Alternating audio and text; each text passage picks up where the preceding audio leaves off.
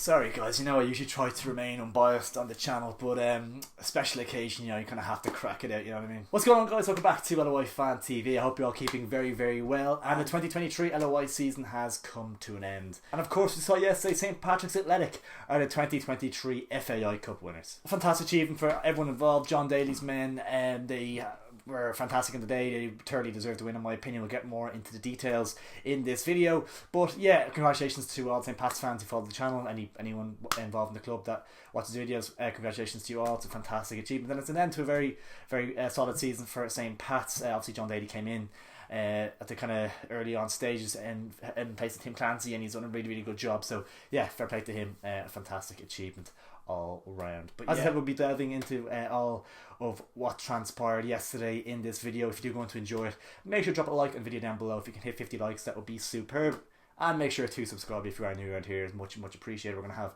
lots of content coming next couple of weeks, reviewing the season, looking ahead to what's to come in 2024, so make sure to stick around for all that good stuff. But yeah, jumping straight in at the deep end, the game kicked off with a bit of a dream start for Bohemians. It was in the first 10 minutes when Jonathan Afolabi was fouled in the box by former Bows fullback Anto Breslin, and Afolabi, as cool as you like, he's been fantastic this season. In fairness to him, he's been a real handful for every defence in the league pretty much, and he coolly dispatched the penalty to put Bows in front. Looked like the dream start to their big day, but St Pat's kind of grew into the game after that, got a foothold in the game, started knocking the ball around really well, a bit of composure, and just had that bit more class. They're a better team. They're simple as that, really, to be honest. A better team, and the breakthrough finally came in the first half before half time. Jake Mulroney with a free kick on the right hand side of the pitch. Beautiful ball in, and Mark Doyle, Mr. Reliable for goals and big moments, popped up with a header to put St Pat's level. And then after the break, young James McManus, maybe a little touch of his inexperience, gives away a free kick in a very similar position. And this is where it gets to unforgivable territory for Bows. They concede from a free kick nearly identical to what happened in the first half. It's borderline unforgivable, especially in a cup final as well. Great ball in by Mulroney, you have to give him that. It's a wonderful left peg he has, great into a great area, and Christian Novak turns it into his own net. Absolute disaster for Bohemians. And obviously, as I said there, James McManus giving away the free kick. He's obviously a young kid, really talented lad. He's probably going to go on to do very good things, but it's maybe where a Keith Buckley, if he was fit, such a shame he had to miss the game. You need those experienced heads in the team to know when to make those fouls and things like that. So it's a tricky one. It wouldn't even be a talking point if it hadn't gone into the back of the net. It wouldn't even be something you consider, but of course it is something you analyse after the game in hindsight. And yeah, Keith Buckley would have made a monstrous difference for Bohemians, that midfield in the game. To be fair, obviously I was watching the game with a little bit of rose tinted glasses. I obviously wanted St Patrick's Athletic to win the game as a Shells fan. So at this point I was starting to get a little bit nervy, and there was, I'd say, a 20 to 25 minute stretch where Bows were definitely on top, and they were putting the pressure on. I think maybe my nerves and my kind of the way I was feeling towards the game might have contributed a bit more, and I thought Pats were in a bit more danger than they may have been, but there was definitely chances for Bows. I know Afolabi had a great chance that it was actually a well worked move. Danny Grant pulled it back well, Afolabi blazed it over in the end, but there was a couple of kind of half chances and chances that Bows had, and I think they had one from a header as well. So they had a couple of chances, and Pats were definitely under the cosh. Jordan Flores had a free kick, a smashing effort, 30 yards out. We all know what he can do with that left peg. Roll clip from that goal against Dundalk for Dundalk against Shamrock Rovers, in the Puskas nominations or whatever. Outrageous hit. We all know what he can do on that left peg.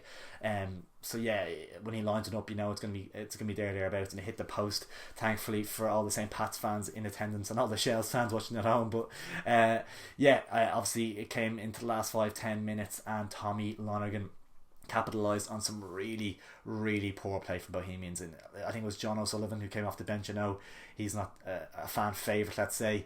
It was kind of a sloppy pass, a sloppy exchange between him and Jordan Flores, and Tommy Lonergan made no mistake. A really good finish on his left peg to cap off the game and secure the victory in style for St Pat's, and it kind of relieved any pressure in that final kind of 5 to 10 minute spell with extra time, etc. So yeah, St Pat's ran out, deserved winners in my mind.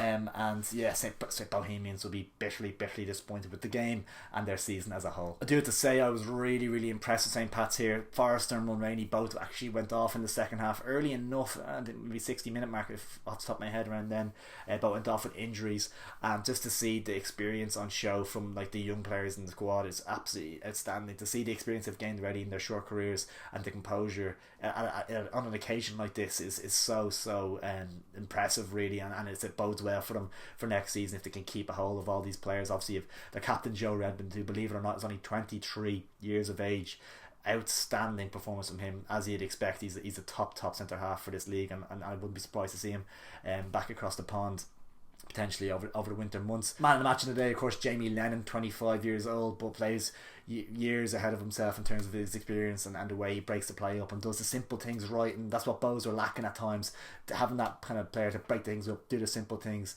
and yeah, he was phenomenal and well worthy of his man of the match award. An absolutely monstrous performance from the whole team and the whole squad to get it over the line in the end for them, and the age profile of some of the players that started the game and came off the bench is so impressive and so exciting for St. Pat's fans. Obviously, if young Sam Curtis, you don't need to say much else about him, it's hard to believe he is 17 years of age. He is outrageously good. He kept Danny Grant, who we all know is a very talented winger, kept him pretty much under lock and key for most of the game. He was outstanding, and I think he came out today that both Manchester clubs are taking an interest in him, and who could blame them? He is outstanding, a fabulous player, and you'd imagine St. Pat's will be getting a few pounds for him. I know there's a good few Premier League teams interested in him, and I think it is pretty much confirmed that he will lead the club this winter.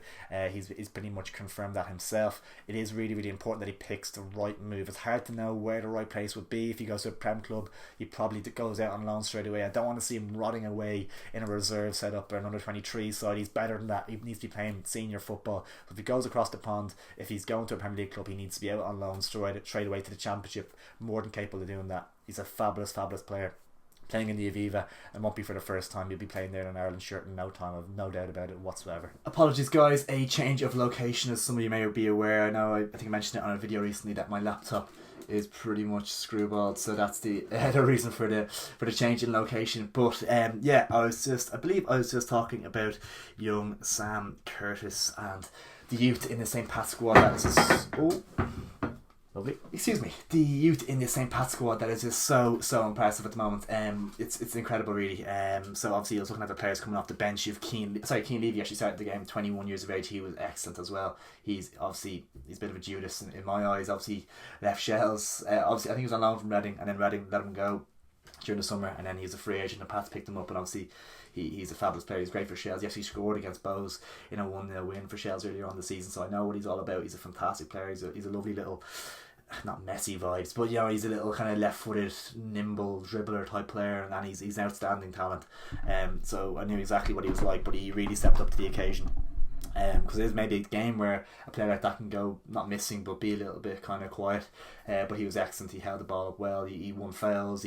As one time in the first half, he got the ball nearly in the left back position. He got by a Bows midfielder, drove them right up the pitch, and won a free kick in the other half of the field. And he was excellent. I thought Keane Levy, and only 21 as well. Plenty more to come from him.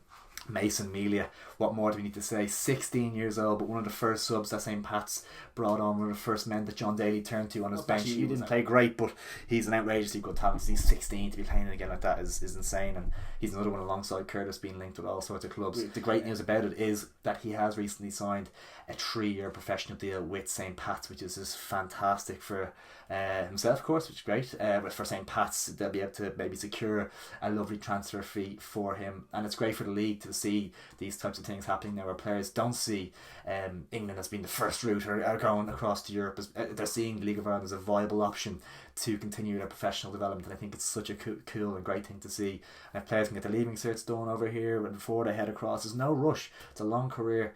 There's no rush to be heading over in your teens. Get your experience over here in the League of Ireland. It's a growing league. It's fantastic to see, and yeah, it's brilliant to see. Obviously, 16 years of age to be coming on a cup final. It's a real amazing story. It's an amazing story. Adam Murphy, 18 years of age, came on. Didn't look out of place at all. He was fantastic as well. Gave them energy in midfield. He was really solid as well. And 18 years of age, another one that kind of goes under the radar nearly with the amount of teenagers they had on the pitch at the time. Crazy good. Tommy Lonergan, we already mentioned him, who scored the winning goal. only 19, came from UCD, hasn't had the best of seasons, but we're looking to improve on it this season, next season even. And what a way to finish off his 2023 campaign by scoring the goal that wrapped it up for St. Pat's, and boy did he take it well. Fantastic finish from him. And then young Alex Nolan as well, I thought he looked really, really good when he came on. A lovely little dribbler of the ball, he held the ball up well at times, and he did a lot of positive things in the ball. I thought he was fantastic, and that's what 5, 6, 7 players I've named nearly that are all under the age of 25, and they're all just so good at football. It's scary. I kind of hadn't really appreciated how exciting things were at Pats until you kind of see them all on display in a game like that, and all having the maturity and composure to get through a game like that, where a lot of seasoned pros wouldn't even do that. So yeah, it's really, really exciting times to be a St. Pat's fan, and if they can keep a lot of these players for next season, they're definitely going to push Rovers, I think. And if they add a few bits and pieces, they probably need a striker, a top striker or something. Owen Doyle obviously left the club earlier on this year, so probably need to replace that kind of mould of an experienced striker. Like you're obviously Rovers have your Rory Gaffneys and stuff. Getting someone in like that, I think Pats will really kick on next year, and they can push on from this 100%. And it's scary times for the rest of the league looking at a youth setup like that. It's really, really exciting times to be Pats fan. But as for Bows, it's probably not as exciting. It hasn't been a good season whatsoever. Declan Devine kind of getting a lot of stick today, and not rightfully so, but he kind of stuck his neck out on the line, and he's getting a lot of stick. I kind of rate him for sticking his neck out on the line. He got the fans up for the game. This is obviously last Friday night, the last game of the season against Cork City. He kind of made that rallying cry after the game to say we're bringing that cup home next week or whatever. And obviously John Daly mentioned it in the nightclub after the match last night. Won't be making empty promises or whatever. Shelburne obviously had a little dig on social media with a link to their cups on the store, which is hilarious as well. But for me, I rated him for doing it. I think it was kind of like really sticking his neck out on the line, and obviously if they had it paid off, he looks like a genius. And I think for Bowes as well this season, I know fans are writing them off and saying all sorts of things and these things, but it's such small margins, it's unbelievable. Now you can say that for probably any team in the league, but Bowes obviously came down to the last day of the season to get 4th place. Obviously they missed out on a lot of points that they should have probably picked up throughout the year. They got to a cup final, so I'd say if a couple of different results go their way throughout the season, they finish 4th, and then they get a bit of luck. Yesterday Flores' goal goes in, and then they nick a winner, win it on penalties or whatever, and you get 4th place on a cup. And Devine is one of the best managers in the league and wins probably manager of the season. So it is really, really small margins for Bohemians, I think, this season. I don't think it's as big of a disaster as it's probably made out to be. There are a lot of players on the wage bill that aren't good enough and are taking up a lot of money. I do think there is a big job on his hands, and Devine had a lot of turnover last winter as well. You have to remember that I think he got his back 4 together maybe a week before the season started. Like that team was a little bit thrown together, if I'm being perfectly honest. Like there was no defence there whatsoever, and he's kind of bringing in unknowns to the League of Ireland. It's obviously going to take some time to settle. They did start the season well, but it's a new league for a lot of those players. Obviously the kind of, is it 3 Polish lads at the back they have, so I think he's getting a little bit of a hard time. He's obviously going to take it on the shin. He's an experienced guy. He's been there, done it before. He knows how to get through these situations. But I do feel from a little bit, obviously it's not nice. Never nice to lose a cup final, and obviously disappointing league campaign in the end, but I don't think it's as bad as it's made out to be. I think he deserves another crack at it next season to get rid of more dead wood, bring in a couple of his own new players, and see how they get on next season. I think probably Ali Coots are going to go. I think he probably should have gone last winter. I think he didn't fancy it too much this year. He's a really, really good player. I'd probably take him at Shells, to be honest, but I think him and Bo's relationship soured at the end of last season. I think it was his time to go then. I think John O'Sullivan is a waste of wages probably at this stage as well. There's a lot of players on big money that have come in, such as that. I don't want to be name calling people or picking at too many people individually here, but that's as people from the top of my head, that there is a lot of big money being spent on players that I don't think are returning their favour, so to speak. So yeah, I think there's a big job on for Devine, but he had a big job last year, maybe a little bit of a transitional season. A lot of players he brought in have done well as well. He's got the best out of Afalabi as well, which is great. So I think there's a lot of he's done a lot right. I think he's done more right this season than done wrong, and I know Bows fans might take that badly and might try and correct me in the comments, and everyone has their own opinion, and that's completely fair enough, but I think he deserves another season. I think it's obviously very, very emotional after a game like that and after a season like that where you kind of come close in the league and come close in the cup. It's very, very emotional. It's easy to say get him out, sack him, blah blah blah. I think you need to kind of take a week, step back from it, and just kind of see it for what it is, and actually think about the whole season and what he had to deal with at the start and what he had to deal with throughout. I think he deserves another season. And I know people might say, "Oh, you had him on the channel before," and whatever, and that's granted. We've had him on the channel a couple of years ago. Nice, probably one of the nicest guys you'll meet.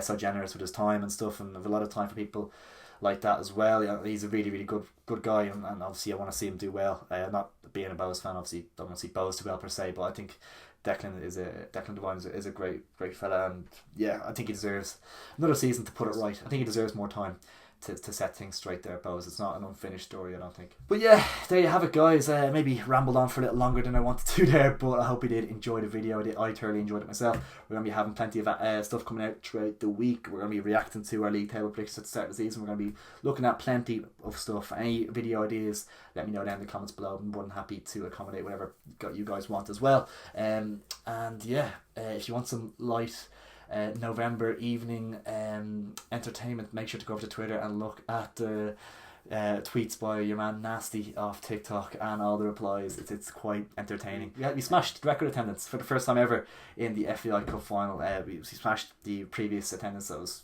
years ago, 60s or something. I think I don't know when it was, but we smashed that 43,000. Fantastic to see the league grow. But I saw Nasty, I think your man Nasty tweeted out saying that he was not responsible for it, but he tweeted out something like that or whatever, and he's getting a bit of stick in the replies underneath. So I thought that was quite funny, and it gave me a little giggle on a cold November evening. But yeah, obviously St. Patrick's Athletic did come out victorious yesterday. They are the FAI Cup winners for 2023, but that's kind of a secondary story. Of course, that was a secondary story of the day, because of course the Reds are back in Europe, and that's all that matters. That was the main story of the day. Come on, back where we belong, baby. Make sure to like the video and subscribe if you are new around here. Much appreciated. Take it easy.